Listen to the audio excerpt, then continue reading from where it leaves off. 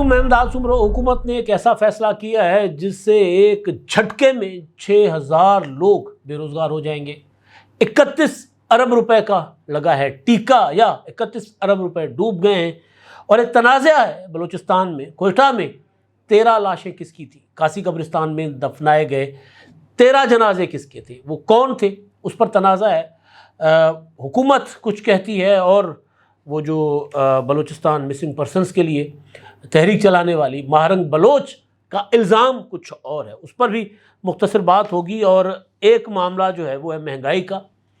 مہنگائی کم ہوئی ہے یا بڑھی ہے، اور کس پر کتنا اثر مہنگائی کا ہو رہا ہے؟ تو اس سارے معاملات پر گزارشات میں نے آپ کے سامنے رکھنی ہے۔ اور جوں جوں ماہ رمضان جو ہے وہ اختتام کی طرف جا رہا ہے تو مہنگائی جو ہے وہ بڑھ رہی ہے، بلکہ اب وہ جو اشیاء خورونوش تھیں، یعنی پھل فروٹ دالیں سبزیاں، ان کے بجائے اب قیمتیں کہیں اور بڑھ رہی ہیں۔ وہاں بھی بڑھ رہی ہیں، لیکن اب کپڑے شوز چوڑیاں، اور ادھر اب آگ لگے گی۔ تو بہرحال لوگ بیچارے کسی کروٹ سکون نہیں لے پاتے۔ لیکن ایسے میں جو خبر اسلام آباد سے آئی ہے وہ بڑی خطرناک ہے، اور وہ خبر پڑھ کر نا مجھے بڑی تکلیف ہوئی۔ بے روزگاری ظاہر سب سے بڑا مسئلہ ہوتا ہے کسی بھی انسان کا۔ لوگ بیماری سے جونج جاتے ہیں، حالات گرمی سردی برداشت کر لیتے ہیں، بے روزگاری نہیں برداشت ہوتی۔ بے روزگاری کا مطلب ہے کہ لوگ محتاج ہو جائیں، کسی کے سامنے ہاتھ ٹانگیں۔ تو روزگار دینا حکومتوں کا فرض ہوتا ہے، ریاستوں کا فرض ہوتا ہے، لیکن عجیب و غریب قسم کا چلن ہے یہاں پر ایک پرائیویٹائزیشن، ہر چیز میں پرائیویٹائزیشن۔ اور پھر یہ کہ حکومت غریبوں سے لے کر امیروں کو نوازتی ہے ہمارے یہاں، یہی ہو رہا ہے۔ وہ جو سولر والا معاملہ آپ دیکھیں کہ سولر میں یہ ہوا کہ جی پہلے لوگوں کو کہا گیا کہ آپ سولر لگائیں، اور سولر لگا کر آپ سے ہم بجلی خریدیں گے۔ لوگوں نے سولر لگا دی، اب سولر 10 روپے بجلی خریدی جا رہی ہے لوگوں سے، اس طرح کا کچھ نہیں، اور بیچی 50 روپے پلس جا رہی ہے۔ یعنی جو ایک عام آدمی اپنے گھر میں سولر لگا کر بجلی کو 4 5 6 روپے یونٹ پیدا کر سکتا ہے، تو ریاست کیوں نہیں کر سکتی؟ حکومت کیوں نہیں کر سکتی؟ ہمارا جو سب سے زیادہ خرچہ ہے وہ ہوتا ہے اس طرح کی جو سبسڈیوں میں جاتا ہے۔ سبسڈی کس کو؟ میرے سر پر کوئی احسان کوئی حکومت یا ریاست نہیں کرتی کہ جی مجھے بجلی کی مد میں سبسڈی دی جا رہی ہے۔ اصل میں بجلی مہنگی خریدی گئی، مہنگی بجلی خرید کر اور عجیب و غریب قسم کے معاہدے کر کے لوگوں کو پھنسا دیا گیا حکومت کو۔ اب وہ احسان کیا جاتا ہے کہ جی بجلی جو ہے وہ 60 روپے یونٹ اگر چلی گئی تو ہم آپ کو 8 روپے تک کوئی سستی کر کے دیں گے بجلی۔ اب یہ کہا جا رہا ہے نا، ہوگا شاید، مجھے اس پر یقین نہیں ہے، لیکن خبریں چل رہی ہیں مسلسل کہ جی وزیر اعظم صاحب جو ہیں وہ 23 مارچ کو اعلان کریں گے 8 روپے فی یونٹ بجلی سستی کرنے کا۔ اللہ کرے کر لے، لیکن جتنی مہنگی ہو گئی ہے تو 8 روپے تو کچھ بھی نہیں ہے۔ لیکن بہرحال اگر یہ کرتے ہیں تو اچھی بات ہے۔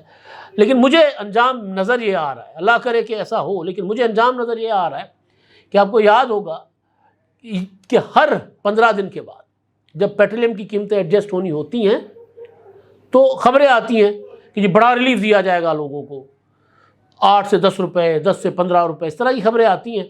اور ریلیف کیا ہوتا ہے؟ 2 روپے، 3 روپے، 50 پیسے، 60 پیسے۔ اس بار تو یہ ہوا کہ وہ بھی نہیں ملا، قیمتیں برقرار رکھی گئی۔ تو مجھے ڈر ہے کہ کہیں یہ حشر نہ ہو۔ لیکن بہرحال جو خبر میرے سامنے پڑی ہے وہ یہ ہے کہ جی آج اجلاس ہوا ہے سینٹ کی قائمہ کمیٹی کا، سینیٹر اون عباس کی زیر صدارت، اور اس اجلاس میں بریفنگ دی گئی ہے ایم ڈی یوٹیلیٹی سٹورز کی طرف سے۔ اور انہوں نے کہا ہے کہ جناب یوٹیلیٹی سٹورز حکومت کی نجکاری کی لسٹ پر ہے۔ 2 سالہ آڈٹ نہ ہونے کے باعث نجکاری کا عمل رک گیا۔ اگست 2025 میں 2 سالہ آڈٹ مکمل کرنے کا ہدف ہے۔ یوٹیلیٹی سٹورز کی پراپرٹی کی ابتدائی تخمینہ لگایا جا رہا ہے، اور وہ یہ بتا رہے ہیں کہ جی حکومت سیکنڈ نجکاری، یہ دوسری نجکاری جو ہوگی نا، پرائیویٹائزیشن ہوگی، اس کی لسٹ پر ہے یہ۔ اور انہوں نے بتایا ہے کہ جی اس وقت یوٹیلیٹی سٹورز کے 5,000 ملازمین ریگولر ہیں، 6,000 کے قریب کانٹریکٹ اور ڈیلی ویجز ملازمین ہیں، ان کو سرپلس پول میں بھیجا جائے گا۔ مطلب یہ کہ ان کو فارغ کر دیا جائے گا، فیصلہ کر لیا گیا۔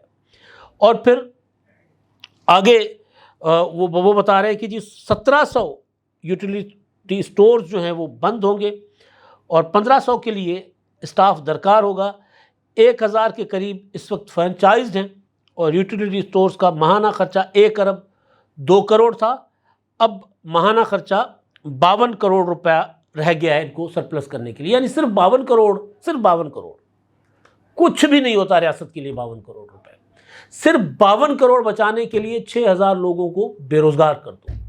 6000 لوگ ایک پوری کی پوری فوج ہوتے ہیں، اب یہ 6000 لوگ نہیں ہیں، ہر روزگار والے کے ساتھ ایک خاندان ہے، اور ہمارے ہاں تو ماشاءاللہ خاندان بہت بڑے ہوتے ہیں، کسی کے 4، کسی کے 5، کسی کے 6، کسی کے 7، کسی کے 8۔ اگر ہم ایوریج 5 بھی لگا دیں تو کتنے لوگ بنتے ہیں؟ اتنے لوگ جو ہیں وہ آپ نے بھوک کے حوالے کر دیے۔ یہ کہاں کی عقل مندی اور دانش مندی ہے؟ بجائے اس کے کہ چیزوں کو ٹھیک کیا جائے، یوٹیلیٹی سٹورز میں کرپشن ہوتی ہے تو اس کو ختم کیا جائے، یوٹیلیٹی سٹورز میں زیادہ سے زیادہ بہتر کوالٹی کی چیزیں رکھی جائیں اور لوگوں کو سبسڈائز چیزیں دی جائیں تاکہ غریب غربا اپنا پیٹ بھی پال سکے، اور یہ لوگ جو روزگار کرتے ہیں یہ بھی ان کی صورتحال بھی بہتر ہو۔ بہرحال اب یہاں مسئلہ یہ ہے کہ ٹرمپ کی طرح کی اپروچ ہوتی ہے نا، اس نے کیا کیا وہاں پہ، اس نے کہا کہ وفاقی حکومت کا تعلیمی اداروں سے کوئی تعلق نہیں ہوگا، سارے وفاقی تعلیمی ادارے بند کر دیے۔ یہی رونا میں یہاں پہ رو رہا ہوتا ہوں کہ تعلیم پرائیویٹائز کر دی گئی، سرکاری اسکولوں میں تعلیم تباہ و برباد ہو گئی۔ کل میرا خیال ہے حماد غزنوی صاحب نے ایک آرٹیکل لکھا ہے جنگ میں، انہوں نے کہا کہ جی میں فلاں سرکاری سینٹر ماڈل سرکاری اسکول، میرا خیال انہوں نے لکھا ہے، اس سے میں پڑھاؤں ہوں، اور ٹوٹل کہتے ہیں جی میری پڑھائی پر 150 روپیہ اس وقت میرے والد صاحب کا خرچ ہوتا ٹوٹل میری تعلیم پر، اور آج کمائی کا بڑا حصہ بچوں کی تعلیم پر جاتا ہے پرائیویٹ اسکولز، اور اس وقت کی تعلیم اور آج کی تعلیم پرائیویٹ اسکولوں کا موازنہ کر لیں۔ دوسری طرف آتے ہیں پرائیویٹائزیشن کے، میں آپ کو ماشاءاللہ اثرات بتا رہا ہوں جس کی طرف یہ سارے چل رہے ہوتے ہیں، بڑا مطلب پی آئی اے کو پرائیویٹائز کر دو، فلاں کو پرائیویٹائز کر دو، بھائی اس کے بعد ہوتا کیا ہے، حشر کیا ہوتا ہے؟ ہسپتالیں، نجی شعبے میں ہسپتال ہوتی جہاں لوگوں کا 1000 لگتا ہے، وہاں 1 لاکھ کا بل بنتا ہے۔ کساب خانے بنے ہوئے ہیں، مردہ بندہ انسان جو ہے وہ پرائیویٹ ہسپتال میں لگا دیتے ہیں، اس کے اوپر وہ وینٹیلیٹر لگا دیتے ہیں اور بل چارج کر رہے ہوتے ہیں، یہ ہوتا ہے پرائیویٹائزیشن کا۔ پرائیویٹائزیشن ٹوٹل میں اس کے خلاف نہیں ہوں، لیکن یار جہاں جو بنیادی سہولتیں ہیں نا وہ ریاست کو اپنے ہاتھ میں لینی چاہیے۔ ہم پانی خرید کر پئیں، ہم سیکیورٹی کا اپنا بندوبست کریں، تعلیم بچوں کو پرائیویٹ پڑھائیں، علاج ہم پرائیویٹ جا کر کروائیں، تو پھر ریاست کیا دے رہی ہے ہمیں؟ پھر یہ سوال ہوتا ہے نا، تو ٹیکسز کس چیز کے لیے لیے جا رہے ہیں؟ سڑکوں کا کوئی حال نہیں ہے، موٹر وے سے اترو تو ملک کے کسی بھی کونے میں جائیں تو برا اثر ہوتا ہے، کہیں کوئی آپ کو ٹھیک سڑک ملے گی۔ تو یہ پرائیویٹائزیشن جو ہے نا کذاب ہے، اور اس کو اس طرح انے واہ پرائیویٹائزیشن نہیں ہوتی، کی جانی چاہیے انے واہ نہیں۔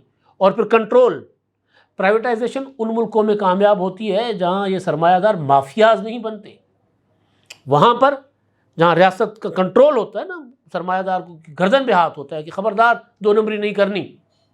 یہاں کون سی چیز جو ہے وہ ہمیں تاجر صنعت کار ٹھیک دے رہا ہے کہ جی ہم پرائیویٹائزیشن کی طرف، میں نے آپ کو ہسپتال اور تعلیم کا تو بتا دیا نا۔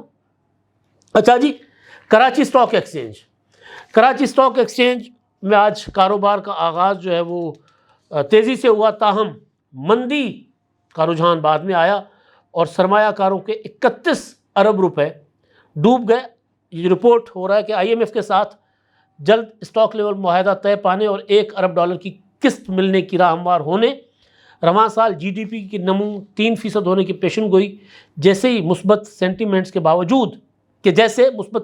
باوجود اسٹاک ایکسچینج میں جمعے کو 6 روزہ تیزی کے بعد مندی رہی، یعنی اتنے جو تھے نا پازیٹیو سائنس سے، اس کے باوجود مندی ہوئی، اور مندی کے سبب 44% حصص کی قیمتوں میں کمی واقع ہوئی، جبکہ سرمایہ کاروں کے 31 ارب 36 کروڑ 45 لاکھ 72,123 روپے ڈوب گئے۔ یہ اسٹاک ایکسچینج کا حال ہے۔ مہنگائی کی شرح جو ہے وہ اس ہفتے کی جو اعداد و شمار ہیں محکمہ شماریات کے، وہ یہ بتا رہے ہیں کہ جی 11 اشیاء کی قیمتوں میں ریکارڈ اضافہ ہوا ہے۔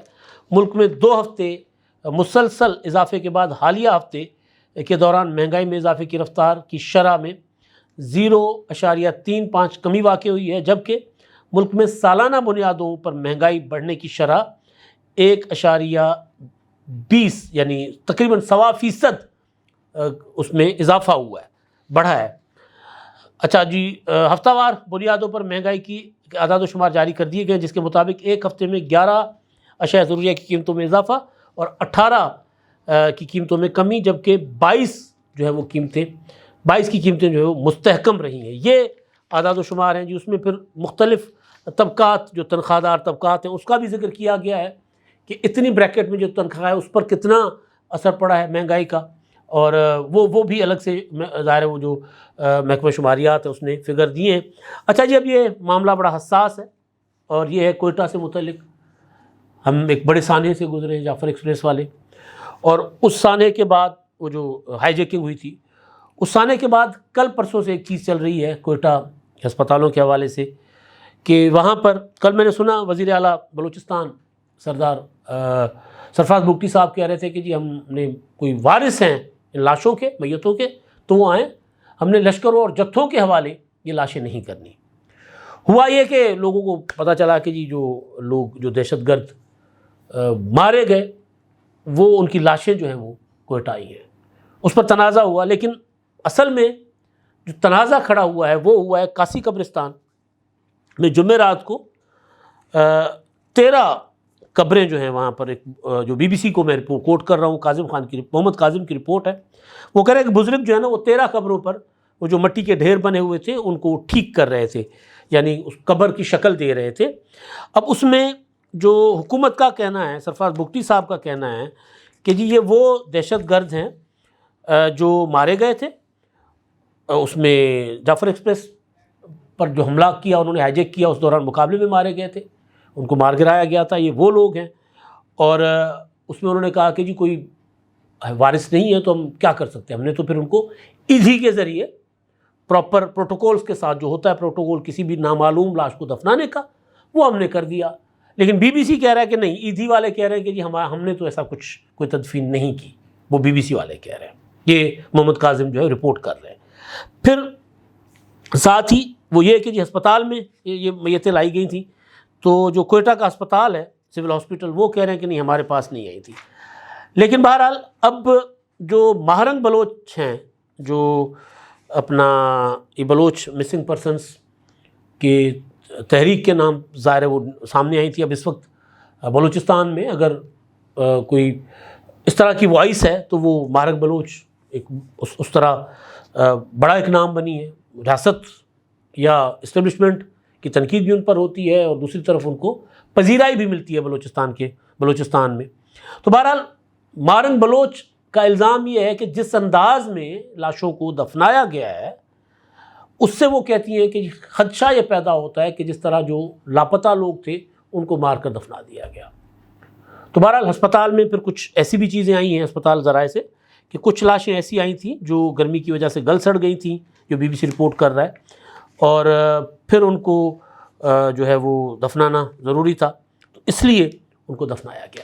اب یہ ظاہر ہے بلوچستان جس طرح کے معاملات بلوچستان میں چل رہے ہیں، اور جس لیول پہ معاملات جا چکے ہوئے ہیں، خاص طور پر یہ دہشت گردی کے، بی ایل اے کے، اور پھر ظاہر ہے آپریشنس ہوتے ہیں یا مقابلے ہوتے ہیں تو اس میں کافی ساری چیزیں ہوتی ہیں، لیکن یہ شناخت نہیں ہوئی۔ سرفراز بگٹی صاحب کہہ رہے ہیں ان لوگوں کی، ان کا پراپر ڈی این اے کروایا گیا ہے، ڈی این اے کروا کے بھیج دیا گیا اور امانتاً دفنایا گیا کہ کل کو کسی کی شناخت ہوتی ہے ڈی این اے سے کہ فلاں صاحب فلاں کی اولاد تھے، یا یہ جو بندہ فلاں کا وارث تھا، یا فلاں قبیلے سے فلاں گاؤں سے اس کا تعلق تھا، تو ان کے حوالے کر دیا جائے گا۔